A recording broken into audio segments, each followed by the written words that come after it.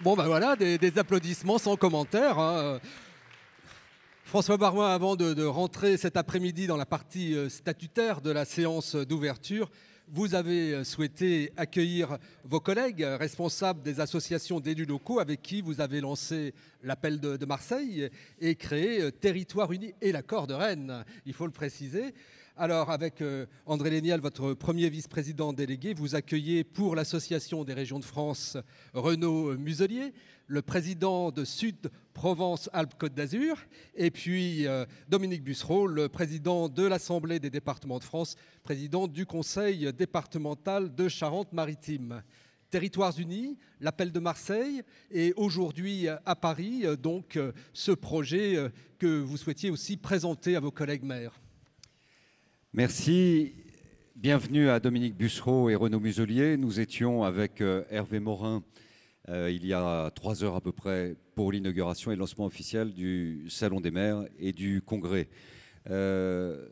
Territoires unis, c'est en fait la conclusion d'une séquence qui n'est pas sur 15 mois, mais je dirais sur plusieurs années, qui nous a amené, région de France, département de France et commune de France, à créer pas une association de plus, mais un mouvement de tous les territoires pour l'appel à une nouvelle décentralisation, constatant, au dehors des problèmes de forme, le sentiment que nous pouvions être plus puissants avec une organisation véritablement décentralisée. Les départements ont eu leurs discussions, je laisserai le soin à Dominique Bussereau de l'évoquer. Les régions ont eu leurs préoccupations concernant l'affectation des moyens pour mener à bien les politiques que le législateur leur a données sur le développement économique, l'enseignement supérieur, etc. Et les communes et les intercos que nous représentons, nous avons des interrogations sur la taxe d'habitation, sur l'avenir des dotations, sur la place de la commune dans le nouvel dispositif territorial. Nous aurons l'occasion, avec André Léniel, Philippe Laurent et toutes les instances dirigeantes de l'AMF, jeudi, de présenter une résolution qui sera la base de la plateforme des négociations que nous souhaitons avoir avec l'État, des discussions qui avanceront avec une méthode, un calendrier, des objectifs partagés. Mais Territoires unis, depuis 1982, et je parle sous le contrôle de Dominique Bussereau et de Renaud Muselier, jamais les régions, les départements et les communes de France n'ont travaillé main dans la main. Ayons l'honnêteté de le dire, on s'est toujours regardé en chien de faïence. Il y avait parfois un mur de glace entre les uns et les autres, parfois même des tiraillements. Parfois même la volonté de récupérer ou de tirer le tapis sous les pieds de l'autre pour pouvoir prendre telle subvention ou tel accord ou autre. Nos destins sont liés et nous avons l'habitude de travailler les uns avec les autres. Les départements sont fondamentaux pour le développement de nos communes et nos intercommunalités. Fondamentaux parce que 70% globalement d'un effort budgétaire porté par un conseil départemental a vocation à porter des politiques sociales de solidarité, l'aide aux handicapés, les personnes âgées, les aides sociales, les minima, le RSA, les mineurs isolés. Et les mineurs isolés, c'est un exemple remarquable, Dominique l'évoquera, où les départements et les communes travaillent main dans la main. Nous, derrière les négociations et les discussions avec les jeunes qui viennent dans chaque département, on doit inscrire ces jeunes dans les écoles. On doit trouver les aides d'urgence dans les centres communaux d'action sociale. On doit trouver les places dans les centres d'hébergement. On doit discuter avec les bailleurs sociaux pour justement les accueillir dignement. Donc ce n'est pas que des questions de statistiques ou de gros sous. Ce sont des politiques de responsabilité, de solidarité, une certaine idée de ce que veut dire la responsabilité républicaine à la française. Voilà ce que veut dire Territoires unis. Voilà ce qui va nous permettre de nous projeter pour les mois qui viennent, pour imaginer, construire ensemble. On aura évidemment besoin de chaque commune, de chaque interco, de chaque élu de terrain, pour apporter sa contribution afin d'offrir dans le débat national une plateforme de revendication pour une nouvelle phase de décentralisation. Et c'est peut-être la meilleure réponse pour beaucoup de problèmes que nous avons à gérer au quotidien. Dominique Bussereau, les départements tenaient il y a quelques jours leur congrès à Rennes et ça a été l'occasion justement d'un accord entre vos 3 associations au moment de ce congrès de Rennes. Oui, après la réussite magnifique du meeting de Marseille avec les régions de France, avec l'AMF et nous-mêmes et avec tous nos amis Renaud de ta belle région, nous avons pensé qu'il fallait aller plus loin, c'est-à-dire avoir une politique systématique de travail en commun entre les communes, les départements et les régions, comme nous l'avons sur le terrain, mes chers collègues. Sur le terrain, chacun d'entre vous travaille avec son intercommunalité, son département, sa région. Il y a des mécanismes de consultation permanents. Les départements interviennent pour la solidarité sociale, qui est leur ADN, naturellement, les allocations individuelles de solidarité, les MNA, l'ensemble des politiques sociales, et puis aussi pour la solidarité territoriale, par exemple pour l'installation du très haut débit, par exemple pour les réseaux routiers et beaucoup d'autres politiques. Donc, ce qui se passait naturellement au niveau de nos départements, avec les communes et nos régions, ne se faisait pas systématiquement au niveau de l'État. D'ailleurs, parfois, l'État essayait de nous diviser en disant, tiens, pour essayer de payer le déficit, ce qui manque à l'État pour la taxe d'habitation, on va s'appuyer sur les communes pour prendre la part du foncier bâti qui reste au département, qui est leur seul impôt sur lequel, avec les droits de mutation, ils ont encore une capacité d'action. Donc nous avons décidé d'y mettre fin à tout cela, d'avoir systématiquement des positions communes. Nous allons préparer ensemble avec l'AMF et les régions de France la réforme fiscale à venir. Nous allons travailler les positions communes et puis nous allons, sur le modèle de Marseille, faire 13 grandes réunions à travers la France, organisées par les associations départementales des maires, par les départements et par les régions, non pas dans une optique politicienne, mais pour dire on a besoin en France d'une 3e phase de décentralisation. On a eu la décentralisation Mitterrand-Defer, on a eu la décentralisation Chirac-Raffarin. Aujourd'hui, on est à un moment de l'évolution de la société dans lequel il faut une 3e phase de décentralisation. C'est ce que nous avions demandé à Marseille, c'est l'accord de Rennes, et moi je suis très heureux que nous ayons ce travail, et nous allons le faire d'une manière formidable parce que nous avons, nous avons un destin commun. Si dans un département les communes vont mal, c'est tout le département qui va mal, et on pourrait aller à des échelons, l'échelon régional pour dire la même chose. Et donc nous allons porter au niveau national cet accord politique de Marseille et de Rennes avec les régions et avec toi François et tous les collègues maires de France ici que je salue amicalement et très amicalement. Voilà, et vous l'avez dit, tout a commencé à Marseille, donc c'était à l'occasion du congrès des régions de France, l'association des régions de France que vous animez avec son président Hervé Morin, et vous aviez à ce moment-là pris l'opinion publique à témoin aussi, à cette occasion, l'occasion de ce congrès. Oui, d'abord je tiens à vous remercier de nous accueillir ici, et on est très heureux au nom des régions de France d'être à vos côtés. Bien sûr, avec mon ami Dominique, mais je tiens à excuser dans un premier temps Hervé Morin, notre président, qui est obligé de partir avec les représentants de ses ports de Normandie en Angleterre pour traiter les problèmes du Brexit. Et comme nous sommes exclus du corridor, nous la France, aujourd'hui dans le cadre du Brexit, il est indispensable pour nos ports européens d'être défendu là-bas. Je le fais au niveau européen en tant que député européen. Il le fait pour sa région aujourd'hui, donc c'est la raison pour laquelle il n'est pas là. Et je vous prie de bien vouloir l'excuser. Marseille est un moment important, puisque Marseille était l'occasion de rappeler que finalement, avec un petit clin d'œil, le premier acte de décentralisation avait lieu à Marseille. Et que depuis, nous sommes rentrés dans cette culture. Et c'est vrai que nous, Marseillais... Et l'action de Gaston Defferre, bien sûr. Nous, Marseillais, on est, c'est vrai, un peu rebelles, bon, parfois. Et donc, d'avoir à nos côtés le président de l'Association des maires de France, le président des départements de France, nous a permis d'organiser une grande réunion publique réunissait les maires de notre... Enfin, ou les élus, d'ailleurs, de notre région, un peu plus de 1000 personnes, pour rappeler le sens de notre unité, le sens de notre travail ensemble, le sens qui fait en sorte que finalement on a deux problèmes essentiels. C'est pourquoi sommes-nous si mal traités ou considérés, ou en tout cas comment pouvons-nous percevoir cette absence de considération et pourquoi. Et parallèlement à ça, comment dans nos compétences, avec les responsabilités qui sont les nôtres, comment pouvons-nous les assumer, puisque finalement, nous on dit souvent qui paye décide, mais vous avez rajouté autre chose, qui décide paye. Et là, manifestement, il est indispensable que nous soyons tous ensemble pour arriver à décider tout ça ensemble. Et il est très clair qu'au niveau du gouvernement, nous avons un problème d'interlocuteur, nous avons un problème de décision, et nous prenons nos parts de responsabilité quand on nous parle de la FCTVA. Est-ce qu'on en récupère ou non? Est-ce que, alors qu'elle a été décentralisée dans le cadre de ce qu'a fait M. Valls, est-ce que dans le cadre du FEDER, du FEADER ou de la PAC, ces fonds européens qui sont attribués aux régions pour payer nos agriculteurs veulent les reprendre alors qu'ils nous les ont décentralisés? Est-ce que dans le cadre de la formation professionnelle, l'apprentissage, qui est très important pour nous, qui est dans notre compétence, on a un fonds de péréquation qui nous impose, mais qui est établi à 280 millions, alors que naturellement c'est 350 millions qu'il nous faut, enfin, etc., etc. Et quand on additionne la méthode et les responsabilités avec des moyens qui ne sont pas adaptés, il est très important de se retrouver ensemble ici, et merci pour votre accueil. Avec un premier sujet prioritaire qu'évoquait Dominique Bussereau, les conséquences de la fin de la taxe d'habitation et donc la préparation d'une réponse de vos associations, une réponse des collectivités pour aborder cette nouvelle étape. André Léniel. En ce qui concerne la taxe d'habitation, nous avons déjà largement échangé avec les régions, avec les départements. Et d'ailleurs, au sein du comité des finances locales, à l'unanimité, nous proposons une solution qui ne soit pas de désosser les uns pour habiller les autres, qui ne soit pas je ne sais quel bon taux fiscal, mais qui soit tout simplement le respect des engagements du président de la République. Ces engagements, ils sont simples. Il suffit que vous repreniez son discours du précédent congrès des maires, ça ne pourra pas être de celui d'aujourd'hui, pour constater qu'il disait quoi? Il disait « il faut compenser à l'euro près ». Il paraît d'ailleurs qu'il reprend exactement la même expression dans le courrier qu'il a adressé aux maires ces jours-ci.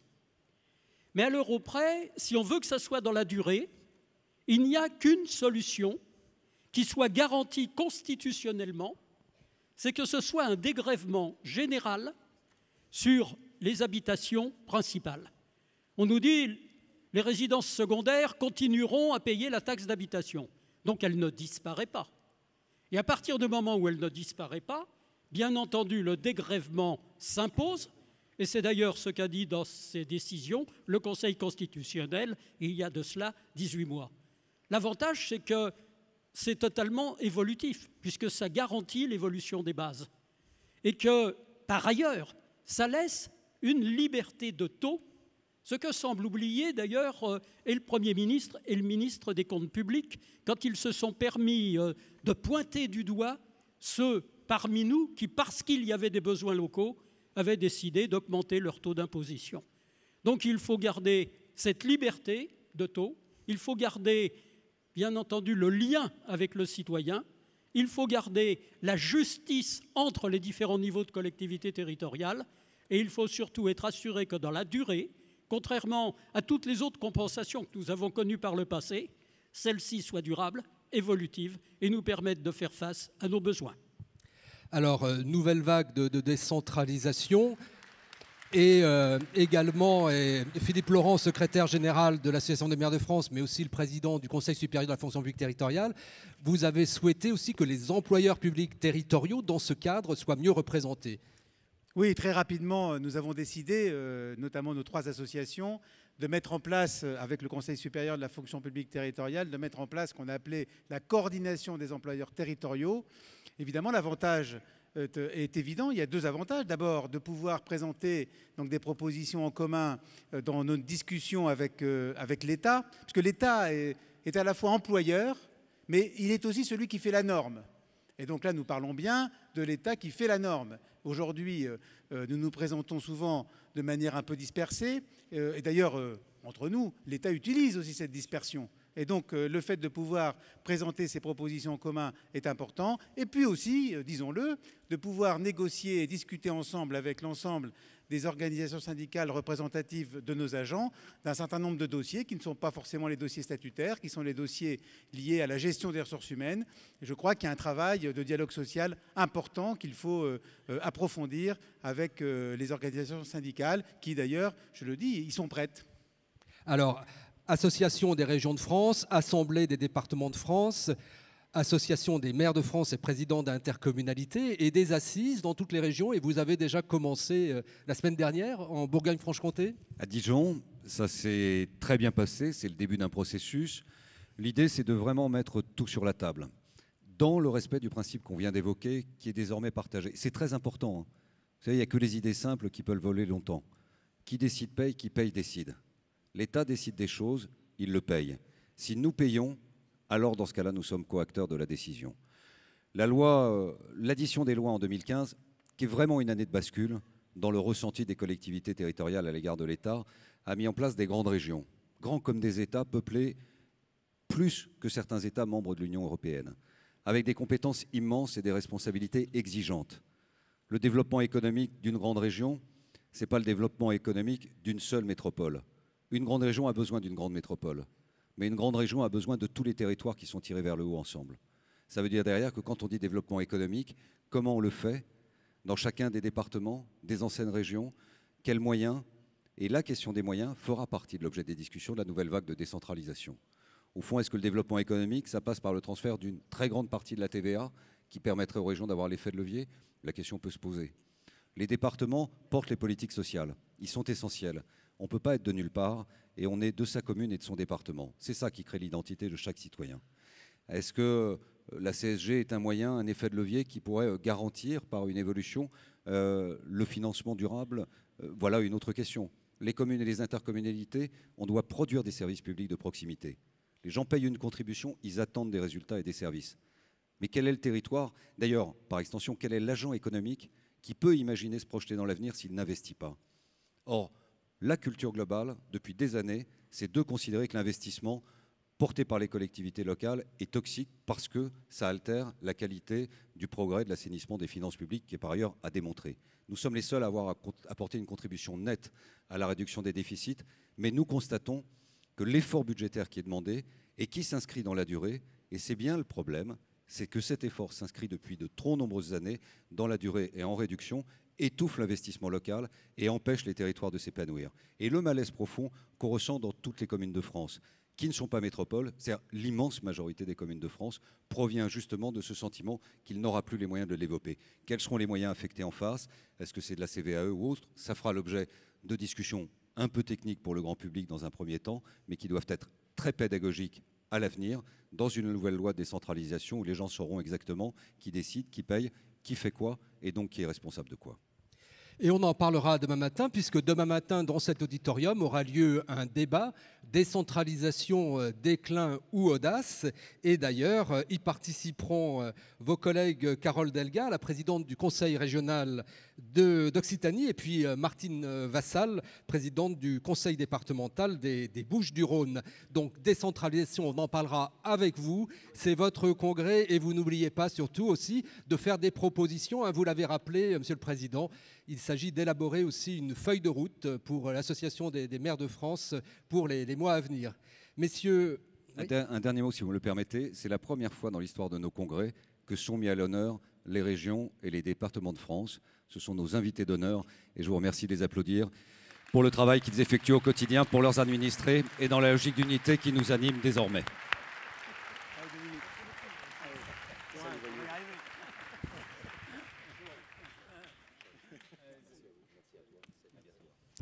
Merci, messieurs. Alors, François Baroin, nous allons passer maintenant à une nouvelle séquence de cet après-midi et aussi une nouvelle action de l'AMF. C'est la création de l'Observatoire de la démocratie de proximité. Et pour en parler, on appelle Martial Foucault, Agnès Lebrun et Gilles Leproust.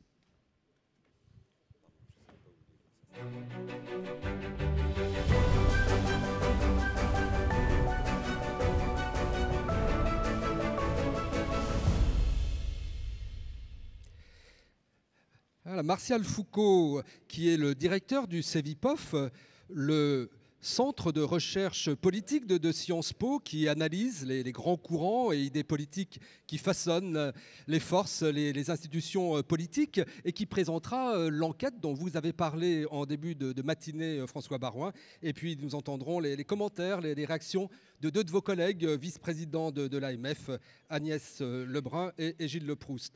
D'abord, peut-être comprendre pourquoi, François Baroin, la création de cet observatoire de la démocratie de proximité.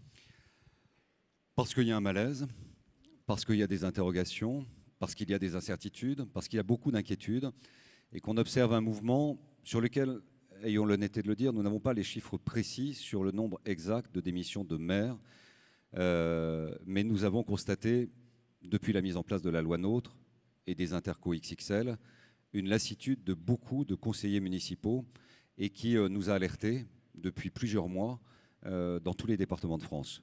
Ce constat a besoin d'être confirmé de manière objective, avec un panel très large, et le CEVIPOF est de très loin l'institution qui, en dehors de la qualité de ses experts, s'offre la possibilité d'avoir un panel tellement large que l'objectivité et la réalité sincère des résultats obtenus arrivent dans la lecture la plus intime des raisons profondes pour lesquelles il y a un mouvement. Beaucoup d'élus de 2014 sont en train de partir. Beaucoup d'élus, même s'ils disent qu'ils sont heureux dans leur mandat, annoncent dès à présent qu'ils jettent l'éponge. C'est un malaise. Beaucoup d'élus, en raison de l'évolution de l'état civil, mais pas uniquement de l'état civil, ni même de l'usure des mandats, car c'est ça qui est frappant, c'est qu'on a un mouvement très puissant depuis 2014, donc des gens élus de manière récente et qui s'engagent dans un processus de, justement, désimplication à l'égard du tissu local. C'est un vrai sujet pour 2020.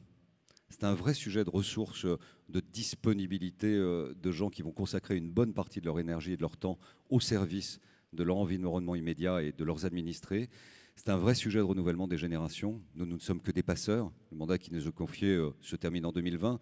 D'autres générations doivent se lever, demander un espoir, s'engager, s'impliquer, être au service. C'est ça, en dehors du fait que, au fond, c'est un peu la République qui est en train de s'abîmer dans tous les sens du terme, ce que j'évoque depuis quelques semaines en lien avec les discussions que nous avons au sein des instances de l'AMF. C'est-à-dire qu'elle est en train un peu d'échouer et elle est en train de se fatiguer. Cette fatigue, on peut la comprendre, mais il faut qu'on ait un sursaut collectif. C'est pour ça que cette étude mettra en perspective la réalité intime de ce mouvement. C'est la raison pour laquelle l'AMF a décidé depuis plusieurs mois de lancer une grande campagne de communication pour restaurer le lien de confiance avec le maire, qui est l'incarnation de la cité, mais avec la commune pour mieux comprendre ce qu'elle fait précisément. Et cette campagne, on a évidemment besoin de tous les maires de France pour la décliner. Ça permettra exactement de savoir précisément l'importance de tous les services publics que nous portons. Et donc le CEVIPOF, de ce point de vue, apporte un éclairage, je crois, qui est très riche d'enseignements, d'inquiétudes bien sûr, d'incertitude certainement, mais aussi de compréhension pour une mobilisation et pour un rebond. Merci. Alors, Martial Foucault, cette enquête, première enquête de l'Observatoire de la démocratie de proximité, vous l'avez intitulée « Les maires de France, entre résignation et incertitude ». Vous allez nous en présenter les résultats. Et je rappelle donc que vous êtes le directeur du CEVIPOF, professeur des universités, professeur agrégé en sciences politiques. Et nous vous écoutons, monsieur le professeur. Merci. Merci à vous, François Baroin. Merci à toutes, merci à tous de me laisser le temps de vous présenter cette étude. Certainement que vous avez eu l'occasion, et vous êtes nombreux à avoir répondu à cette enquête. On a pris l'initiative au début du mois d'octobre de mettre sur pied une enquête en ligne pour à la fois cerner différentes dimensions de la fonction et du mandat de maire.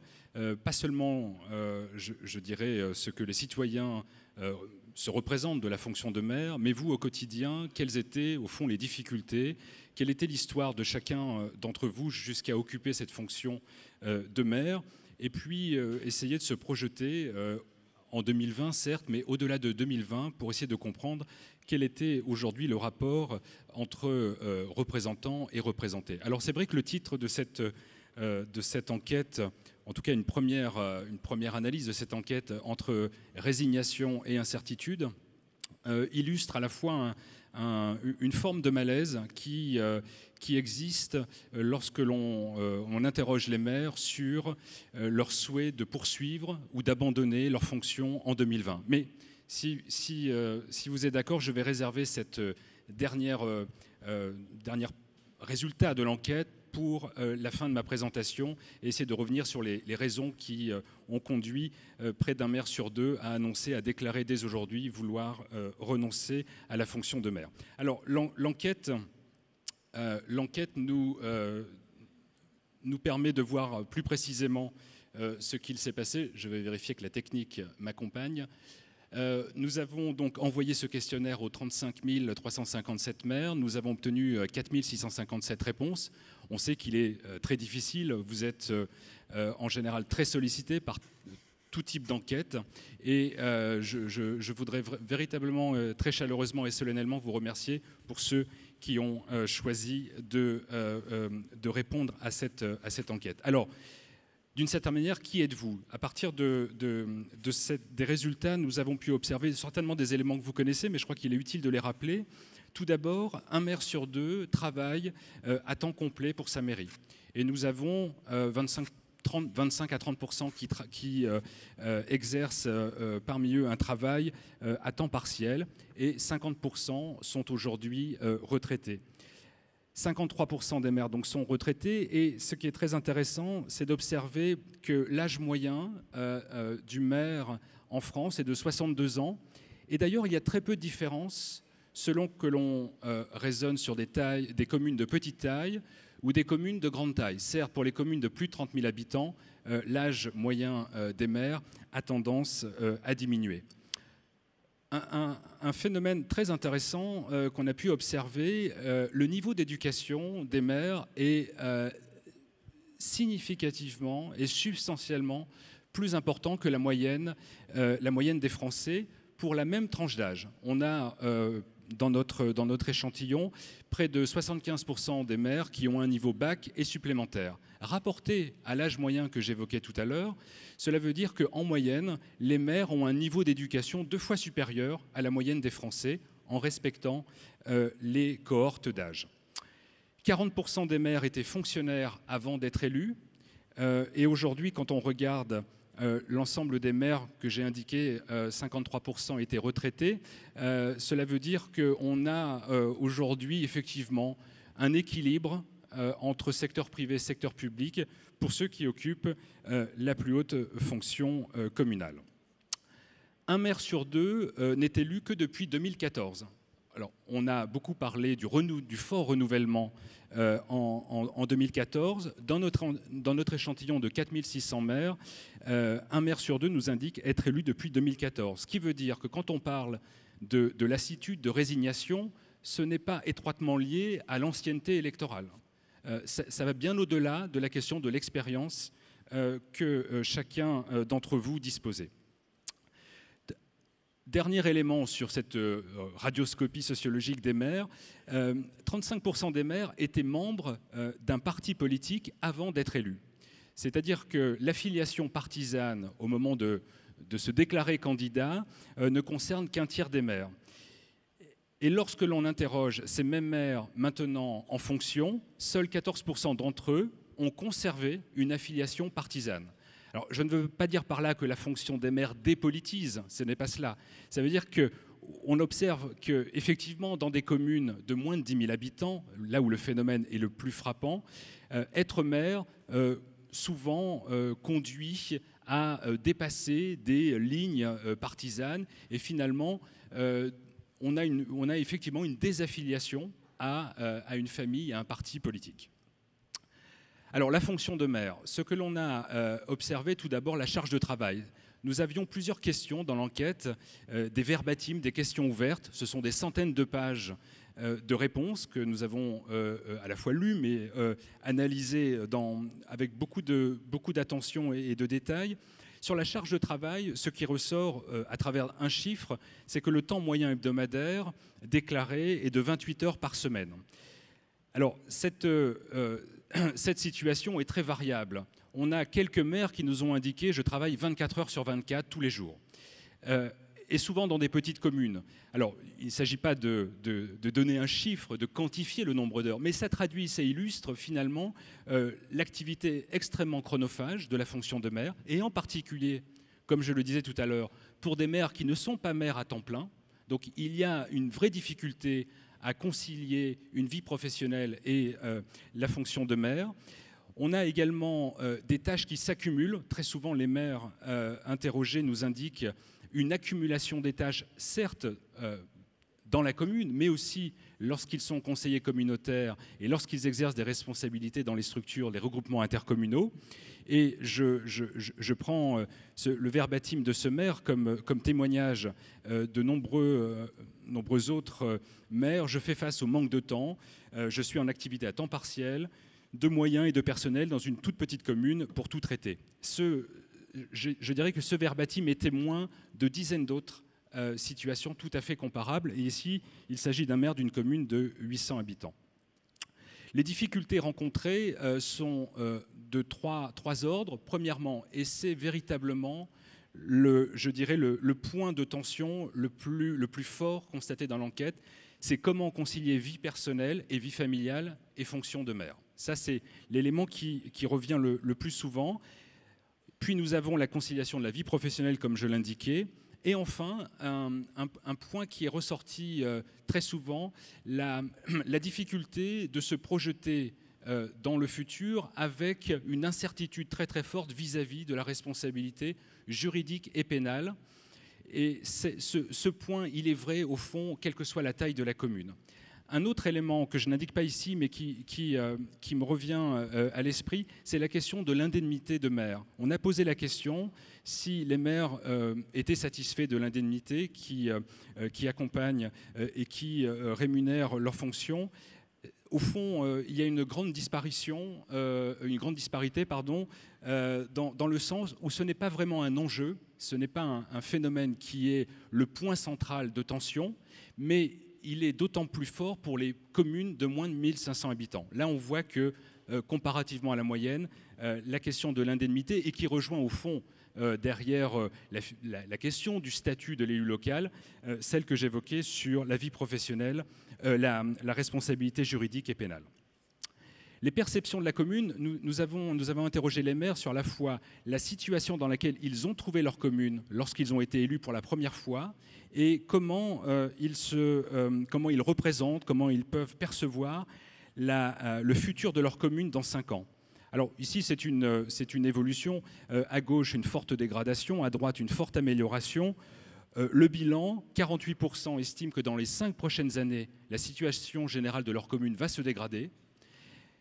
Un tiers, 35%, que la situation va rester stable. Et enfin, 17% d'entre eux considèrent, par leur action ou pas, que la situation dans la commune va s'améliorer. Donc, si vous voulez, je dirais que le balancier penche davantage vers une dégradation plutôt que vers une amélioration dans la commune. Le deuxième volet de cette enquête a consisté à vous interroger sur vos relations avec les structures intercommunales. Alors, pas de manière explicite, mais nous avons pu reconstituer aujourd'hui quelles étaient à la fois les difficultés de travail vis-à-vis des structures intercommunales et puis, d'une manière plus large, le rôle de l'État dans ce mouvement. Alors, ce qu'on observe tout d'abord, c'est une forme de, puisque le mot est souvent employé, nous on observe véritablement une recentralisation horizontale. Recentralisation horizontale et qui conduit chez les maires à un très fort sentiment de dépossession de l'action municipale, des leviers d'action publique municipale.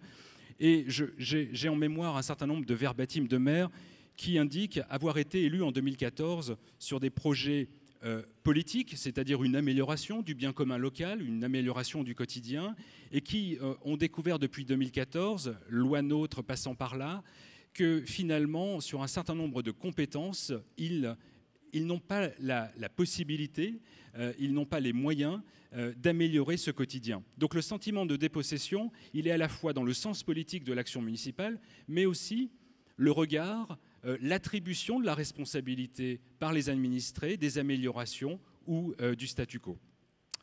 Deuxième conséquence de cette recentralisation horizontale, certes c'est une formule, mais je dirais qu'il y a une interrogation de la part des maires sur est-ce qu'au fond, ils ne deviendraient pas simplement des officiers d'état civil, ne gardant que, je crois que c'était M. Léniel qui employait cette formule, que l'écharpe et les mariages dans ces petites communes où il y a aujourd'hui un fort mouvement de transfert des compétences vers les structures intercommunales.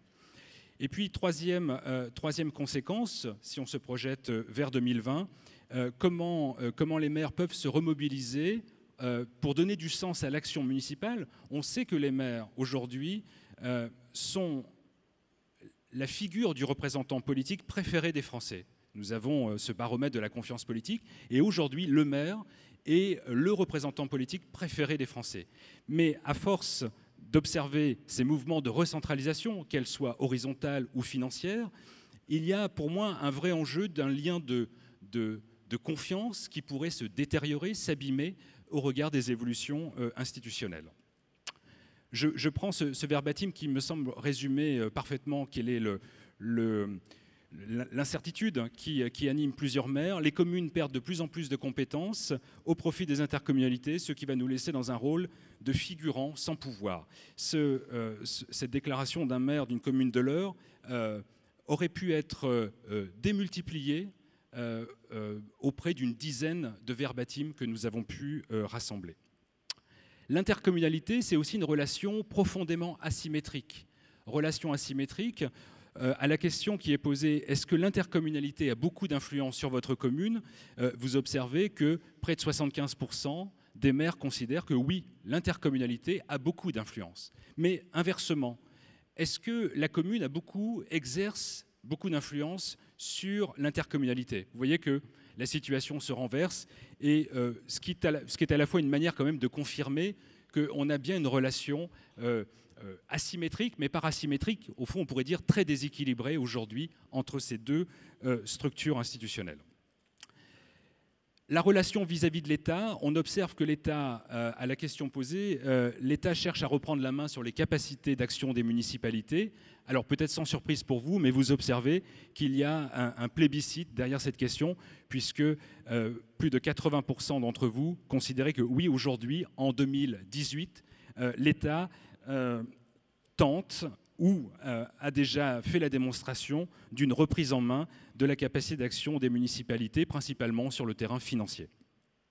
La recentralisation financière, justement, à la question quelles sont les réactions face à la diminution constatée depuis plusieurs années des transferts financiers de l'État vers la commune, il y a 4 choix de réaction des maires face à une situation où on aurait un accroissement d'une réduction des transferts financiers. La première réaction proposée, la première réponse politique, en quelque sorte, c'est le report des investissements.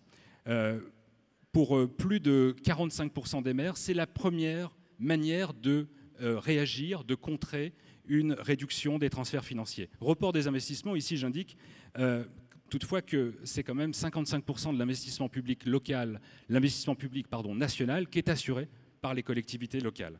Deuxième réaction, réduction des services offerts. C'est l'outil, la réponse politique apportée. Et puis troisième choix de réponse, augmentation de la fiscalité. Et nous avons pu constater il y a quelques semaines ce choix qui a été mis en œuvre à travers la hausse des taux de taxes d'habitation. Alors si on s'interroge un petit peu sur le niveau des insatisfactions, effectivement c'est un nuage de mots qui pourrait nous dire peu de choses, mais disent beaucoup de choses. Parce que sur les insatisfactions, qu'est-ce qu'on observe? Tout d'abord, vous voyez, l'occurrence qui revient très souvent, c'est le mot État. Donc il y a véritablement ici un enjeu vis-à-vis des relations entre les maires et l'État. Alors on peut être beaucoup plus fin. Pour 21% des maires, la source principale d'insatisfaction, c'est le manque de moyens financiers. La deuxième source d'insatisfaction, c'est la complexité, la lourdeur de différentes procédures administratives. Et puis la centralisation revient aussi dans les verbatims des maires. Et enfin, l'exigence des administrés. Je vais garder ça pour la conclusion, parce que ça me semble être le point nouveau aujourd'hui dans les relations administrés-maires. Alors il y a des insatisfactions, mais il y a aussi des sources de satisfaction. Nous avons pu observer que derrière les mots que vous voyez à l'écran, je dirais que la première source de satisfaction que l'on peut retirer de ces verbatims, c'est l'amélioration générale de la commune. Il y a un sentiment de fierté très très fort de la part d'une très grande majorité de maires d'avoir contribué à l'amélioration de la vie de la commune, suivi du sentiment de satisfaction de voir des projets se réaliser, malgré un certain nombre d'obstacles institutionnels ou parfois même tout simplement juridiques. Troisièmement, le sentiment de rendre service et d'être utile à la collectivité est un sentiment fort et qui d'ailleurs ne débouche pas nécessairement sur l'envie de poursuivre. Nous avons des maires qui déclarent vouloir abandonner, quand bien même ils ont le sentiment d'avoir rendu service et d'avoir été utiles. Et enfin, le contact et l'écoute, l'humain est je dirais, c'est un trait très caractéristique des satisfactions. Des maires qui découvrent des administrés, qui rentrent parfois personnellement dans des vies privées, dans l'intime, et source de satisfaction parce que se tisse une relation de proximité qu'ils ne pourraient pas imaginer autrement qu'en étant à la tête de leur commune. Alors pour terminer, dernière partie, résignation, incertitude. Alors comme vous avez peut-être pu l'entendre à travers différents supports de presse, mais effectivement l'enquête révèle qu'un maire sur deux envisage d'abandonner en 2020. Alors pourquoi ces abandons? Je préciserai avant que 60% des abandons sont observés dans les très petites communes, et qu'à l'inverse, 10% d'abandons déclarés dans les communes de plus de 30 000 habitants. 3 raisons majeures permettant de comprendre cette déclaration d'abandon. Certes, nous sommes à 18 mois des élections. Il peut y avoir des maires qui envisageront le contraire, qui souhaiteront peut-être être convaincus de se maintenir et d'être candidats à 2020. Mais 3 raisons. Premièrement, comme je l'ai évoqué tout à l'heure, la difficulté de concilier vie familiale et vie personnelle. Deuxième raison, le sentiment d'avoir accompli le mandat et qu'il faut passer la main à d'autres administrés, à d'autres membres du conseil municipal, adjoints ou adjointes. Et puis, troisième raison, qui me semble la plus inquiétante, si on doit dramatiser, il ne le faut pas, mais si on doit dramatiser la situation, c'est l'exigence des administrés. Et l'exigence des administrés, elle est de plus en plus forte, et elle introduit une forme de relation très consumériste entre désormais le maire et les administrés. Les administrés considérant être des contribuables sont, et c'est ce que nous disent finalement, ce que vous nous dites dans cette enquête, on voit des demandes de plus en plus difficiles à satisfaire. Un administré contribuable se sent autorisé à demander un peu tout et n'importe quoi, et bien souvent, le maire n'est pas en situation de répondre à des enjeux qui, à la fois, sont éloignés des compétences municipales, mais aussi appellent une réponse politique pour laquelle le maire n'est pas du tout aujourd'hui armé pour y répondre. Je prends ici, pour conclure, deux verbatims qui illustrent cette relation de plus en plus individuelle. L'évolution du comportement des administrés qui sont de plus en plus des consommateurs et de moins en moins des acteurs, de plus en plus individualistes. Petite commune de Saône-et-Loire en Bourgogne, et autre verbatim d'un maire d'une plus grande ville, le comportement des administrés a changé, ils sont devenus des consommateurs et n'acceptent aucune contrainte. Je dirais que, pour conclure, cette relation de plus en plus consumériste transforme aussi le rapport représentant-représenté. Un maire sur 2 qui souhaite abandonner, c'est aussi un maire sur 2 qui souhaite continuer. Donc on peut le voir en disant c'est un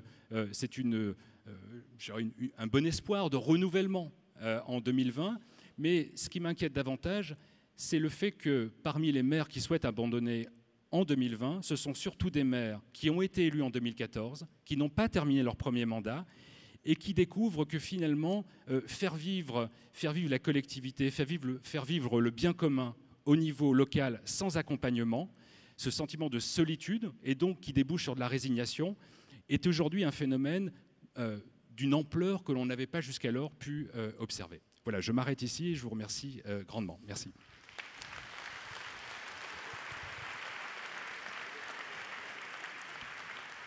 Merci Martial Foucault. Alors, des enseignements très riche à partir de cette enquête. Et pour la commenter avec nous, Agnès Lebrun, maire de Morlaix, vice-présidente de l'AMF, et puis Gilles Leproust, lui aussi vice-président de l'AMF et maire d'Allonnes dans la communauté urbaine du Mans. Vous vous retrouvez, Agnès Lebrun, dans ce portrait des maires tel qu'il nous a été décrit par Martial Foucault? Je pense que tous les maires s'y retrouvent parce que cela illustre bien que nous sommes à la croisée des chemins. C'est-à-dire que si vous additionnez la loi NOTRe, si vous additionnez l'éloignement via les régions XXL, si vous additionnez le putsch permanent de la technostructure, eh bien vous assistez à cette dérive des continents, à cette tectonique des plaques qui fait que la proximité naturelle et logique entre le maire et ses administrés, eh bien cette proximité se délite, se diminue, se dégrade. Et évidemment, vous l'avez souligné en conclusion, c'est aussi une évolution sociétale. Finalement, ce que nous sommes en train de dire en creux, c'est que l'intérêt général se définit de moins en moins. L'addition des intérêts particuliers n'a jamais fait l'intérêt général, on le sait. Et c'est vrai que dans cette société où nous vivons, sans faire un constat extrêmement pessimiste, on voit bien que de plus en plus, il y a une exigence d'immédiateté, une exigence d'appétit immédiatement satisfait, avec un autocentrisme souvent assez désagréable à vivre. Alors évidemment, les maires sont aux premières loges pour cela, puisque c'est à eux qu'on s'adresse en premier et en dernier. C'est-à-dire en premier quand on commence dans la vie, quand on veut quelque chose, quand on a une naissance, un mariage, un permis de construire, et puis tout à la fin, quand on est acculé dans une impasse et quand on est en difficulté, c'est aussi le maire que l'on va voir. Donc il y a une forme de situation souvent paroxystique quand on exige du maire quelque chose. Et puis, je dirais aussi que, pour donner un exemple très précis, sur l'exonération de la taxe d'habitation, on peut en discuter à l'infini. On peut être pour, on peut être contre, on peut dire que c'est injuste, qu'il faut revoir les choses, etc. Mais ce qu'il faut surtout dire, c'est que le consentement à l'impôt, c'est l'expression de la démocratie. C'est même inscrit dans la Déclaration des droits de l'homme. C'est-à-dire que c'est cette règle simple qui fait qu'on dit que si on participe au pot commun, eh bien, on crée finalement une unité, une communion pour décider ensemble de ce que l'on veut par la voie du suffrage universel avec le maire que l'on a désigné pour un mandat. Et puis après, les choses se déroulent de façon très simple, où on est content, où on n'est pas content, où on est reconduit, où on n'est pas reconduit. Et ça, c'est précisément ce lien-là qui se détricote, mais sournoisement depuis maintenant des années. Et il n'est pas surprenant que ces maires qui ont été élus en 2014, finalement se disent « mais qu'est-ce que je viens faire dans cette galère finalement ? J'ai toujours tort. Quand c'est bien, c'est jamais grâce à moi, et quand c'est pas bien, c'est toujours à cause de moi. » Donc on me regarde et on me dit vous devez profiter de vos avantages, vous êtes forcément un affreux conservateur parce que vous n'acceptez pas de progresser. Enfin, vous avez tort sur tous les tableaux, alors que ça ne marche pas comme ça. Le maire, tous les matins, quand il se lève, il pense à comment il va pouvoir servir sa commune, servir ses concitoyens, servir son pays, parce que l'aménagement du territoire, la géographie de notre pays, eh bien chaque petit point de repère, c'est chaque commune. La tour de contrôle du pays, ce sont les communes. C'est nous qui sommes capables de dire si les voyants sont verts, orange ou rouge, quel est l'état de notre pays. Et c'est ça actuellement qui est désavoué. Et c'est vrai que ce découragement, on va le prendre comme une situation où nous sommes à bout de souffle et où nous devons reprendre notre souffle. Mais on ne le reprendra pas tout seul. Merci Agnès Lebrun. Alors Gilles Leproust, également, et on le voit dans ces résultats, une responsabilité assumée par les maires malgré les difficultés, mais aussi une satisfaction de participer au bien commun. Et c'était le nuage de mots qui nous était présenté par Martial Foucault. Oui, effectivement, bonjour chers collègues, effectivement, qu'un maire sur deux ou se représente ou ne se représentera pas, c'est parfois certainement ce que nous avons les uns les autres chaque jour face aux difficultés ou aux choses extraordinaires de nos communes. Il y a des moments de lassitude, des moments de découragement, des moments de colère, puis des moments de fierté, des moments où on rencontre un monde associatif assez extraordinaire qui nous redonne de la pêche pour pouvoir construire des projets au plus près des habitants. Alors c'est vrai quand même que la situation, moi je suis maire depuis 2014, je suis à peu près dans la moyenne d'ailleurs de ce qui a été dit, donc je me retrouve pas trop mal, même en âge. Depuis 2014, comme la situation s'est considérablement modifiée, Agnès le disait, mais notamment additionner les baisses de dotation et les réformes territoriales imposées, parce que les maires ne sont pas contre des regroupements, des intercommunalités, mais à partir du moment que ça soit librement consenti sur des projets surtout qui permettent aux habitants de nos territoires de pouvoir trouver des réponses concrètes dans leur vie de tous les jours. Aujourd'hui, effectivement, il y a une question de confiance qui s'est quand même pour le moins estompée, pour ne pas dire cassée, entre le contrat entre l'État et les collectivités. Et ça pèse lourdement sur notre quotidien. Parce qu'effectivement, c'était aussi souligné dans l'enquête, on vit tous dans la même société. On voit bien que les questions de consommation, d'être consommateur, aujourd'hui, elles sont fortement... Mais ça doit être pareil pour toi, Agnès, mais pour l'ensemble des collègues, lorsqu'on discute avec nos collègues qui sont responsables associatifs, moi, je retrouve parfois les mêmes questions qui sont posées ou les réponses qui sont apportées par les maires que nous sommes. Difficulté de renouvellement, par exemple. On me dit, ouais, les parents, en fin de compte, ils amènent les gamins le matin au club de foot et puis ils viennent le rechercher qu'à la fin. Vous voyez, on est dans cette société, effectivement, qui a profondément évolué. Je pense qu'y compris, bien sûr, il faut qu'on invente de nouvelles réponses pour mieux répondre à l'attente des gens, mais je pense y compris que les maires, peut-être, parfois, je le dis pour moi, comme ça je n'engage que moi, on n'a parfois pas suffisamment fait d'éducation populaire. C'est-à-dire qu'on a laissé penser que malgré les difficultés, bon allez, ils rouspètent les maires, mais on continue à avoir la cantine, on continue à avoir le périscolaire, on continue à avoir le transport scolaire, etc. etc. Je pense qu'on a peut-être à réfléchir, et la campagne, à mon avis, hashtag ma commune j'y tiens, peut y contribuer, d'avoir le débat avec les habitants pour mieux faire partager que c'est une aventure commune, une construction commune, que le service public local, il n'est pas écrit pour toujours, que si à un moment donné il y a moins de dotation, eh ben, il y aura moins de réponses au quotidien tout au long de la journée, comme le disait Agnès, parce que le service public local, il intervient tout au long de la journée et tout au long de notre vie dans chacun de nos territoires. Une histoire commune et qui parle à tous ceux qui sont en responsabilité, vous le dites, et qui participent de l'intérêt général, du bien commun, quelle que soit la diversité des territoires. Merci madame, merci messieurs.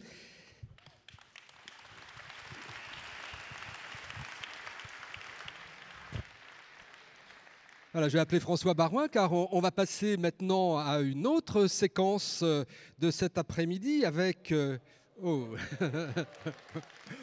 parlait de la nécessité de collectivités agiles ce matin et donc il y a aussi les élus agiles. Hein. Et vous avez souhaité, François Baroin, donner la parole à des porteurs de projets, un projet qui s'appelle Renaissance des villages et on appelle Jean-Pierre Versini-Campincky et Jean-Philippe Spinetta pour nous en parler.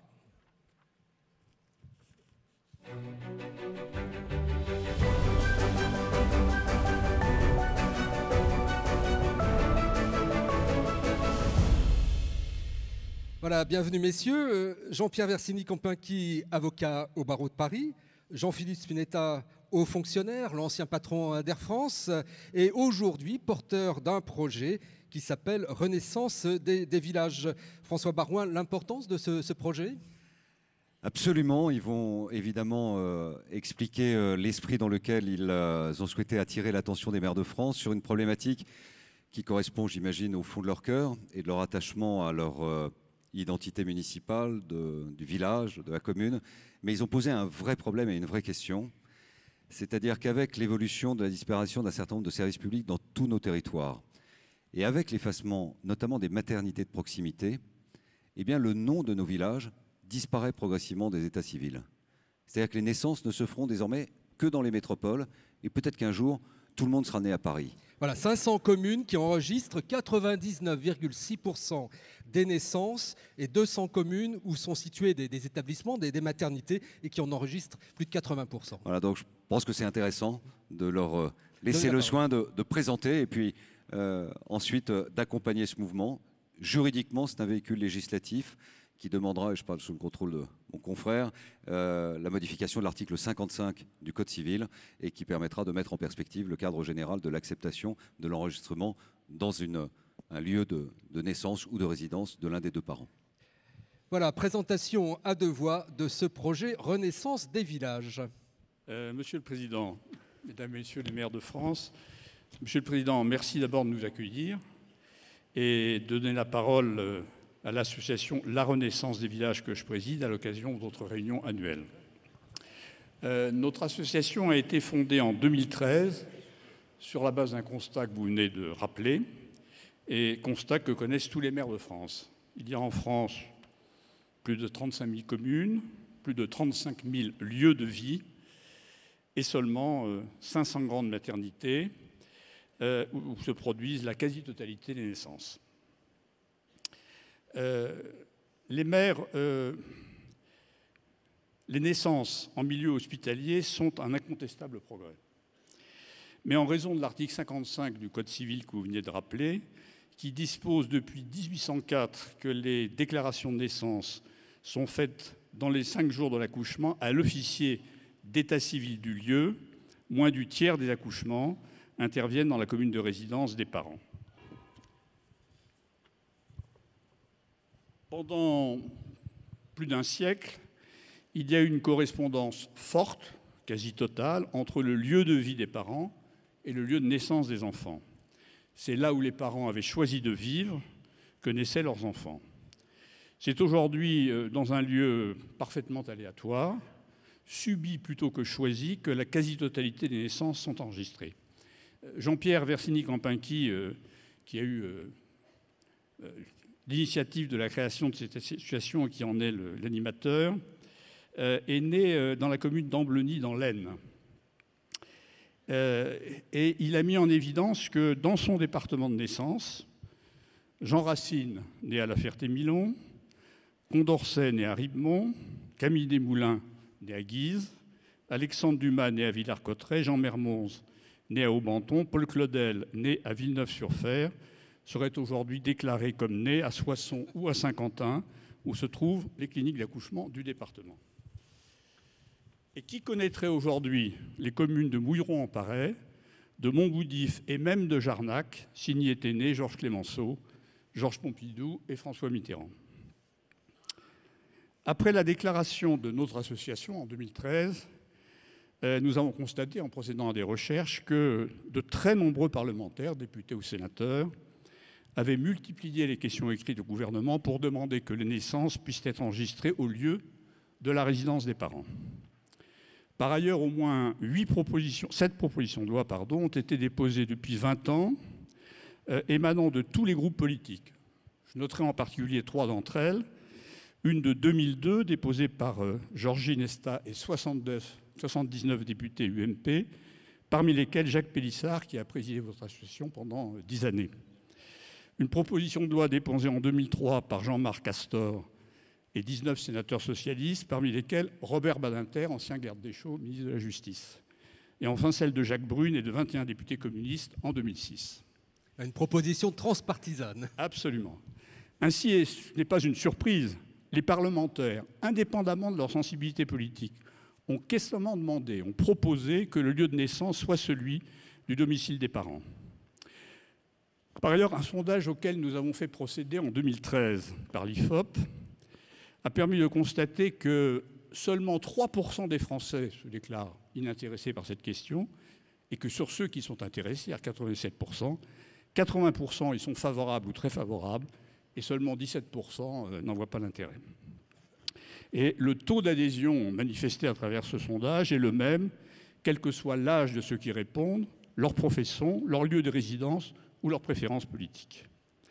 Alors, nous sommes posé une question toute simple. Pourquoi cette réforme de bon sens, simple, évidente, sans aucun coût financier, souhaitée et approuvée par l'immense majorité des élus et citoyens, n'a-t-elle pas toujours abouti ? C'est en raison d'une opposition constante du ministère de la Justice, fondée sur des arguments juridiquement discutables, notamment celui selon lequel la réforme dérogerait au principe de territorialité qui fonde l'organisation de l'état civil. Cet argument, sans cesse rappelé, sans cesse répété, apparaît peu convaincant, en tout cas à nous, dans la mesure où le domicile se réfère à une situation territorialement beaucoup plus permanente que celle de l'hébergement pour quelques jours dans une maternité. Mais il n'est pas question aujourd'hui, en m'exprimant devant vous au nom de ces associations, d'ouvrir un débat juridique et de trancher une controverse juridique. En revanche, il nous est apparu, à Jean-Pierre Versini, à moi et aux membres de notre association, qu'une réaffirmation dans la forme que vous choisiriez de votre volonté, je pense unanime, de voir évoluer la loi serait à n'en pas douter un élément essentiel pour que cette réforme souhaitée par tous les élus puisse enfin aboutir. Certains objecteront sans doute que tout cela a peu d'intérêt et que d'autres sujets plus fondamentaux méritent plus d'attention.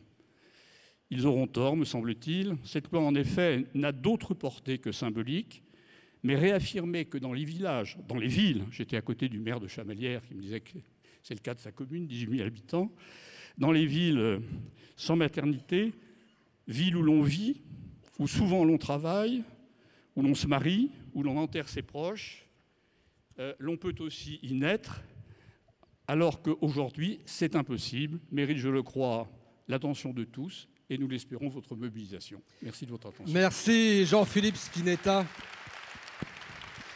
Voilà, et Jean-Pierre Versini, c'est aussi l'occasion avec ce projet de dire que sur les registres d'état civil des villes et des villages, on peut écrire autre chose que des décès et montrer une vitalité en lien aussi avec les projets derrière, car ces enfants, ils iront en crèche, ils iront à l'école, et c'est la réalité de ces territoires. Absolument. Je me proposais de faire comme l'ont fait dans certains congrès il y a 40 ans. J'ai été absolument convaincu par le discours de mon camarade et par conséquent, je vais m'employer à vous dire pourquoi. Alors évidemment, je ne vais pas utiliser cette formule et effectivement, j'ai très peu de choses à ajouter. Je voudrais simplement vous lire pour mémoire quel est le texte de l'alinéa 1er de l'article 55 du Code civil et quel est celui que nous souhaitons inscrire dans le Code civil. L'article 1er de l'article 55, il est manifestement écrit par le Code de Napoléon, car il est écrit vraiment en français. Les déclarations de naissance sont faites dans les 5 jours de l'accouchement à l'officier de l'état civil du lieu. Ce que nous proposons, et quand je dis nous proposons, c'est la rédaction de M. Alain Benaban, qui est non seulement un avocat à la Cour de cassation et au Conseil d'État, mais qui est probablement un des 2 ou 3 plus illustres professeurs de droit civil de notre pays encore vivant. Il propose la formule suivante, et j'en aurai terminé. Les déclarations de naissance sont faites dans les 5 jours de l'accouchement à l'officier de l'état civil du domicile de la mère. Mention du lieu de l'accouchement est portée à l'acte. À la ligne, 2e alinéa, à défaut de produire la justification du domicile, cette déclaration est faite à l'officier de l'état civil du lieu de l'accouchement. J'ai rien d'autre à ajouter. Voilà donc cette proposition. Merci messieurs, merci pour ce projet Renaissance des villages. Voilà, nous allons passer maintenant à la partie statutaire, c'est la vie de l'association des maires de France, la vie de toute association. D'ailleurs, après, on se retrouvera pour le débat de politique générale, mais cette partie est plutôt réservée aux maires, membres de l'AMF, et les journalistes et invités pourront retrouver l'auditorium donc après cette partie statutaire pour le débat de politique générale. Maintenant, donc, la partie statutaire de la vie de l'Association des maires de France.